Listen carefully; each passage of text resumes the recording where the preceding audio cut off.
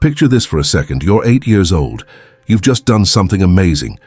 Drew an entire castle without a ruler, just with a pencil and your imagination.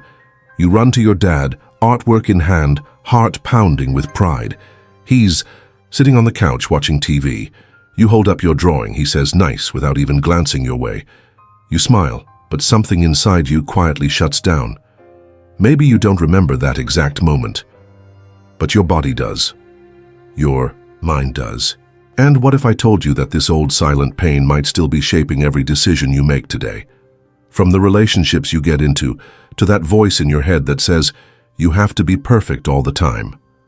Yeah, the hole might be deeper than it looks. And hey, if this is already stirring something inside you, hit that subscribe button now. Around here, we talk about Jung, human behavior, and most importantly, we talk about you. Raw, real, no masks. Let's get to the heart of it. Because here's the truth. Father wounds aren't just childhood memories. They can become hidden programming quietly running your life. And in today's video, I'm going to walk you through the step-by-step process to start healing, based on Carl Jung's insights and a few reflections that, no exaggeration, could change how you see yourself. But first, let me tell you something. The silent void. Have you ever asked yourself why you feel drained even when everything's going right? Or why you're constantly pushing yourself? Why you go quiet when you should speak up? Or why no matter how much you do, you still feel like it's not enough, it's not bad luck, it's not weakness. It might be a wound left by a father who was there, but not really. Father wounds don't always show up as physical abandonment. Sometimes they show up as emotional silence. A dad who provided everything except presents. He paid for school, bought gifts, put food on the table, but never asked how you were feeling. And so what happens? The kid grows up, but grows up feeling like they have to prove their worth every single day. You start operating like an employee of your own existence, always chasing achievements, not for joy, but because deep down you want to be seen, validated, recognized. Carl Jung called this an archetypal wound. In symbolic terms, the father represents authority, direction, the force that helps you separate from emotional dependence and face the world on your own. He's the one who teaches you it's safe to step out there. But what happens when that father fails, or was never truly present? Jung believed that when the father archetype is weak or missing, the child doesn't know who they are, and spends life trying to find out through the approval of others. Self-worth doesn't come from within. It depends entirely on what others say. You only feel good when someone else tells you you're good. And here's the catch. We don't even realize we're carrying this. We just call it our personality. I'm just anxious. I'm private. I don't like asking for help. But is that really you, or is it the wounded kid inside who stopped hoping just to avoid disappointment? Let's dive deeper. The root of the void. How the wound takes hold. I want you to think about something for a second. How many times in your life have you given everything to feel enough and still ended up feeling invisible? Maybe at work, you're the hardest worker. In your family, the most responsible. In relationships, the most understanding.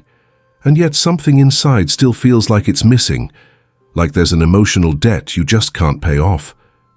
That debt has a name: emotional father. Jung explained that the father is your first mirror of the masculine, not in a gender sense, but in terms of identity and inner strength. He's the first person who should have looked at you and, even without words, said, "You're capable, you matter, you belong here." But when that doesn't happen, you don't just become needy. You become someone cracked on the inside, who looks put together on the outside, but is constantly battling themselves. The child who wasn't seen becomes the adult who constantly needs to be seen. And that's where self-sabotage comes in. You sabotage success. You shrink when praised. You feel guilty for resting. You think love must be earned over and over again, not because there's something wrong with you, but because you're still following emotional code written back when you were too young to even understand it. And here's the thing. There are two kinds of father wounds. The obvious ones, where the father was aggressive, absent, critical, and the subtle ones, where the father was physically there but emotionally unavailable. That second kind is trickier. It leaves no visible scars, so you grow up questioning your pain. And then you start confusing coldness with strength, rigidity with maturity, productivity with self-worth. But none of that is really you. That's just a shield, a way your younger self learned to survive in a world where feeling felt dangerous. So how do we start changing this? The beginning of freedom, step by step. Healing the father wound doesn't start by forgiving your dad, and it doesn't require you to confront him with years of pain. Honestly, sometimes he won't even understand. Healing starts when you stop trying to fix the past and start rebuilding your present. Here are a few steps that can help. Simple, practical, but not easy. Because healing an invisible wound takes guts. Step 1, name the pain. Sounds silly, but naming what you felt changes everything. Something was missing. I waited for his eyes and they never looked at me. It hurt.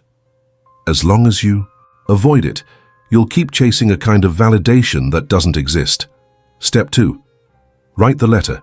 This one's powerful. Take a pen and write down everything you never got to say.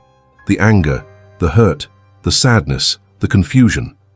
Write it as if you were speaking to him directly. You don't need to send it. It's not for him, it's for you. And when you're done, burn it. Let it be a small ritual, a symbolic way of saying, I don't need to carry this anymore. Step 3, create a new inner father. Okay, I know, this sounds weird, but it works. Start treating yourself the way you wish he had treated you.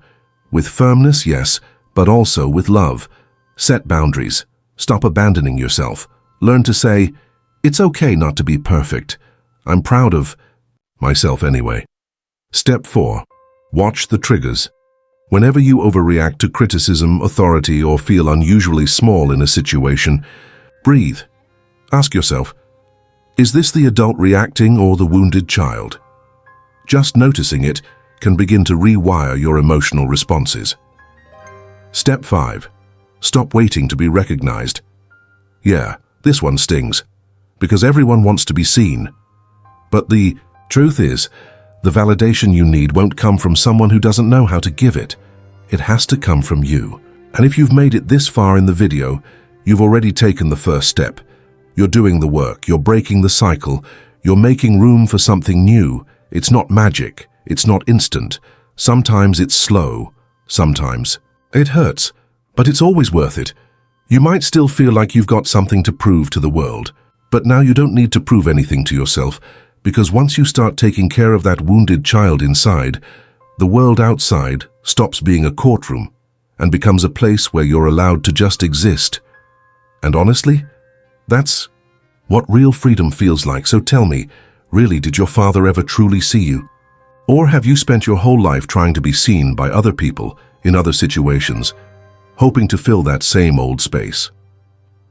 Drop a comment below. I choose to let go if this hit something real inside you. And if you feel like it, share your story.